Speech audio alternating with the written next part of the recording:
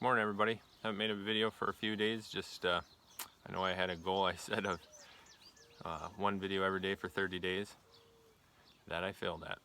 But we'll try again to get some up. I don't know if I'll be able to do it every day. This week coming up is going to be super busy. We have Bible camp for the kids, and then my wife is helping with that every night this week, and then I'm doing a hog roast this Saturday, so it's going to be busy, but I'll try my best to get some videos out. I don't want this channel to be like a book review channel by means. I've seen some of them, and they are good channels. They pretty much just review books, but this is going to be somewhat of another book review of a book I just read, just because it's, I don't know, it's very super interesting. It was called the Continuum Concept, and this gal, she went on first an expedition for looking for diamonds down in South America, and she ran into some South American tribes down there.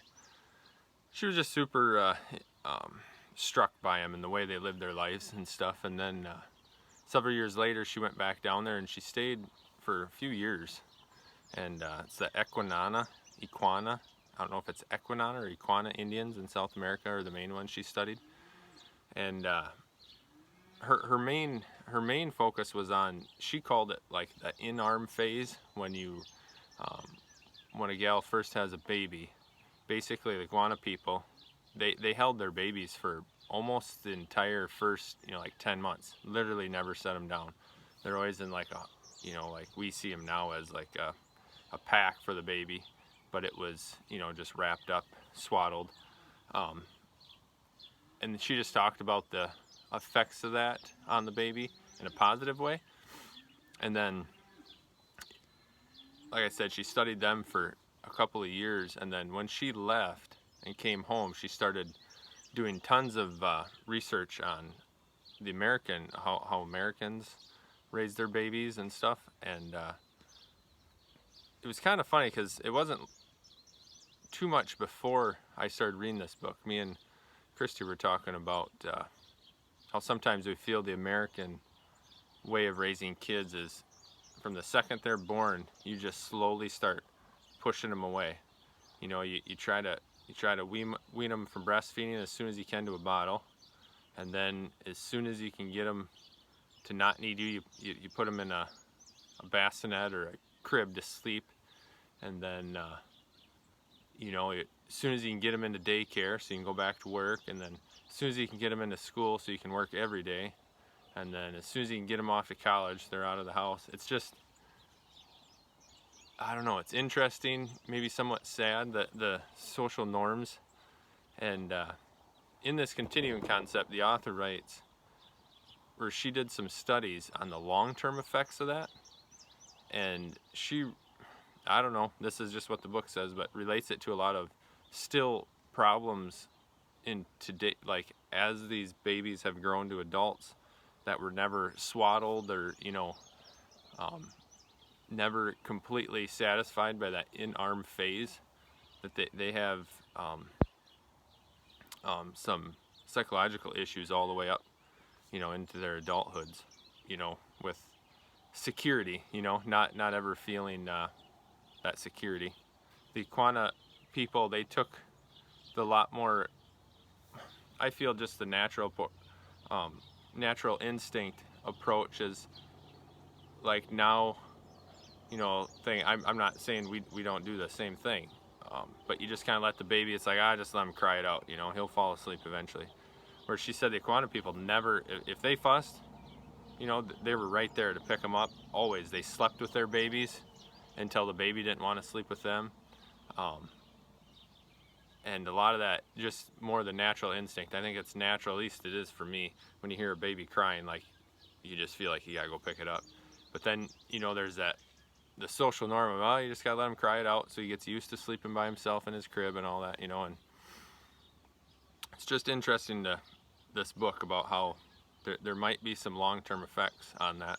And of course that her book wasn't, it was sold tons of copies, but it wasn't accepted well because it doesn't follow along with the social norm in the US.